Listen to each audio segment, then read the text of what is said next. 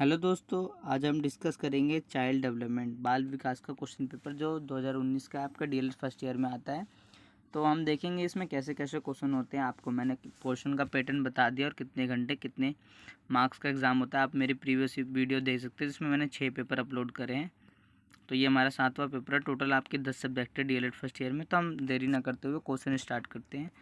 तो आपको पता है कि इसमें 5 क्वेश्चन शुरू के 10 मार्क्स के होते हैं और लास्ट के 5 क्वेश्चन 5-5 मार्क्स के होते, टोटल 10 क्वेश्चन होंगे इसमें। तो पहला क्वेश्चन लिखा है, गर्भावस्था से लेकर किशोरावस्था के चरणों के साथ बाल विकास को परिभाषित कीजिए। तो आप लिख सकते हो इसमें टॉपिक वाक लिखते हैं गर्भावस्था, मतलब पहले गर्भावस्था में बच्चे का जन्म होता है, अंदर ही अंदर क्या क्या उसमें 3 चीज़ों गर्भूण अवस्था, 3 प्रीनेटल अवस्था में जितने भी उसमें डेवलपमेंट होते हैं वो लिखने हैं आपको। फिर उसके बाद आपका पहला अवस्था आती है शेषावस्था, उसके बारे में लिखना है। फिर उसके बाद प्री बाल्यावस्था आती है। फिर इसके बाद आपका पोस्ट बाल्यावस्था आता है। फिर उसके बाद आपका अडोसनेस आता है। तो ये आपको ऐसे लिखना है इसका आंसर।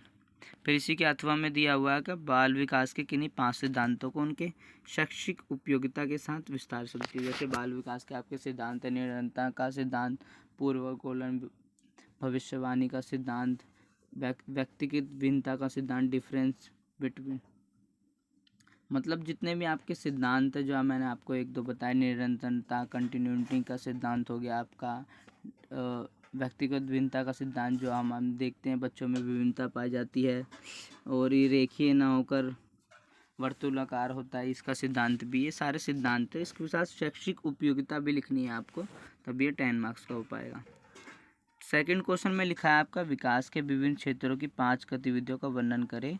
शिक्षा में खेल के महत्व किन्हीं 5 बिंदुओं के माध्यम से वो करें। जैसे कि जो 5 एक्टिविटी वेरियस डिमेंस ऑफ डेवलपमेंट के 5 एक्टिविटी, जैसे सोशल हो गया, इमोशनल हो गया, कल्चरल डेवलपमेंट हो गया, आपका जो जितने भी PCE है शारीरिक डेवलपमेंट हो गया। तो ये आपको 5 गतिविधियाँ लिखनी है जिसमें क्षेत्रों की 5 गतिविधियों का वर्णन कीजिए। जो मतलब पाँचों क्षेत्र के लिए आप कौन कौन सी गतिविधियाँ चुनोगे वो लिखना है इसमें।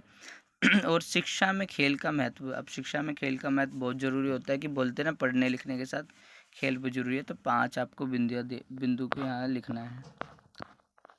फिर इसी में अथवा में पूछा गया है, describe 4 different aspect of motor development, जो आपके गामक विकास के 4 अलग अलग पहलुओं पर चर्चा करें। साथ ही 2-2 कौशलों के बारे में चर्चा कीजिए जिसमें शेषावस्था, बाल्यावस्था, बचपन व्यवस्था, किशोरावस्था के संदर्भ में गामक विकास सम्मिलित है।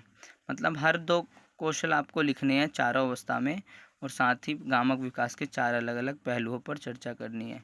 तो गामक विकास के 4 अलग अलग पहलू आपके, जो हम धड़ क्षेत्र देखते हैं, सिर के क्षेत्र देखते हैं, कमर का क्षेत्र देखते हैं, तो यही आपके पहलू हो गए। तीसरा क्वेश्चन लिखा है, इसमें भी आपका अथवा दे रखा है। पहले में क्वेश्चन में अथवा, तीनों क्वेश्चन में अथवा मिलेगा आपको। संवेगों को परिभाषित किए, संवेगों के प्रकारों को विस्तृत चर्चा करें। संवेगों की 6 विशेषता बताइए। तो मैंने आपके नोट्स में ही लिख रखा है, मैं आपको इसका आंसर प्रोवाइड करवा दूंगा। जो आपके इमोशन होते हैं, चाहे इमोशन आपका फियर हो, डर हो, सब चीज़ें इमोशन में आता है। इसके प्रकार आप लिख सकते हैं कि जो पॉजिटिव इमोशन होते हैं, नेगेटिव होते हैं, ये भी आप बोल सकते हैं उसमें। और संवेगों की 6 विशेषता, क्योंकि संवेग अपने आप कई बार आ जाते हैं, कई बार किसी के कारण आते हैं, तो ये इनकी विशेषता आती है। नैतिक विकास को लॉरेंस कोलबर्ग के सिद्धांत के विभिन्न चरणों में नैतिक विकास को परिभाषित कीजिए। देखो आपको पता है जो मोरल डेवलपमेंट दिया था कोलबर्ग के सिद्धांत में, जो 3 स्टेटस की, प्री कन्वेंशनल, कन्वेंशनल और पोस्ट कन्वेंशनल, उसके बारे में आपको इसमें लिखना है, जो आपके 3rd यूनिट में दे रखा है। फिर चौथा क्वेश्चन है, पियाजे के संज्ञानात्मक विकास के सिद्धांत पर चर्चा कीजिए। पियाजे के संज्ञानात्मक विकास के सिद्धांत की 6 शैक्षिक उपयोगिता लिखिए। तो आपकी जो कॉग्निटिव डेवलपमेंट है वो पियाजे ने दिया था, जो आपका आपके 4 स्टेज माने जाते हैं इसमें। सेंसरी है, फिर प्री वो ऑपरेशनल हो गया, फिर कंक्रीट हो गया आपका, फिर पोस्ट ऑपरेशनल हो गया। तो ये आपके PCSE है, सेंसरी मोटर। तो इसी में आपको लिखना है कि उसकी शैक्षिक उपयोगिता, मतलब वो शिक्षा के क्षेत्र में हम पियाजे के सिद्धांत का कैसे उपयोग कर सकते हैं, कैसे इसकी उपयोगिता है। ये भी आपका 4th यूनिट का चैप्टर है। फिर 5वां आपका ये 5 यूनिट का लिखा है क्वेश्चन, व्यक्तित्व को परिभाषित कीजिए। व्यक्तित्व के क्या पहलू, मतलब जो आपकी पर्सनैलिटी है, पर्सनैलिटी डेवलपमेंट भी इसमें आता है। संगठित व्यक्तिगत की विशेषता की व्याख्या कीजिए। जो इंटीग्रेटेड पर्सनैलिटी होती है इसमें सभी चीज़ सम्मिलित होता है, तो ये आपको लिखना है।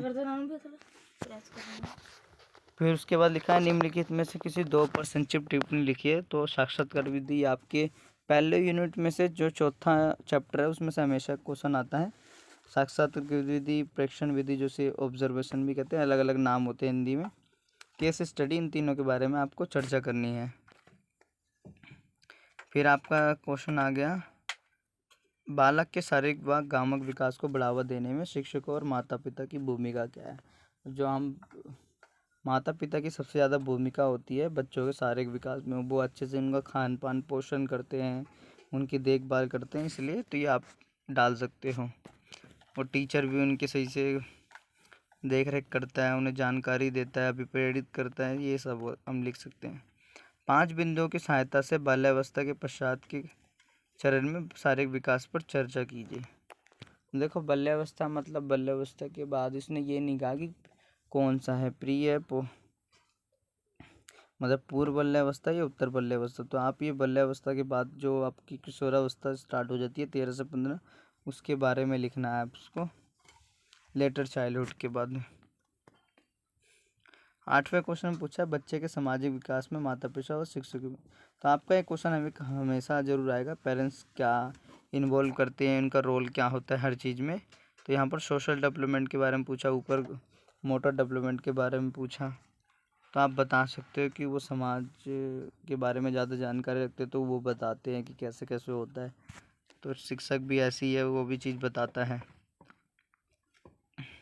फिर इसी में अथवा में पूछा, शिक्षा में उपयोगिता के साथ विषम नैतिकता तथा स्वायत्त नैतिकता की कीजिए। तो ऑटोनोमस मोरालिटी और एडुकेशन इम्प्लीमेंटेशन लिखा है हमने को। इसका मैं आंसर आपको प्रोवाइड करवा दूंगा साथ साथ। 9वां क्वेश्चन पूछा है वाइगोत्स्की के सामाजिक संरचनात्मक सिद्धांत के उसके शिक्षा में उपयोगिता के साथ किन्हीं 5 बिंदुओं पर चर्चा कीजिए। तो फिर 9वां क्वेश्चन में यही है हमारा कि जैसे आपने पियाजे का पढ़ा वैसे ही इसका भी लिखना है। वाइगोत्स्की के जो सोशल कल्चर थ्योरी है उसका शिक्षा में सिद्धांत कैसे, क्योंकि बच्चा सोशल होकर ज़्यादा सामाजिक अंतक्रिया करके ज़्यादा सीखता है। और इसकी 5 बिंदुओं में उपयोगिता लिखनी है, मतलब शिक्षा में बच्चा ज़्यादा इसकी थ्योरी से सीख सकता है बहुत कुछ। 10वां लास्ट क्वेश्चन है आपका, किशोरावस्था के चरण में आत्म संप्रत्यय और परिभाषित कीजिए। रूथ स्ट्रेजन द्वारा पहचाने गए 4 मूल्य आत्म प्रत्ययों पर चर्चा कीजिए। आत्म प्रत्यय होता है जो अपने आप को खुद जानते हैं, सेल्फ कंसेप्ट के बारे में अपनी अवधारणा बनाते हैं कि हम ऐसे हैं।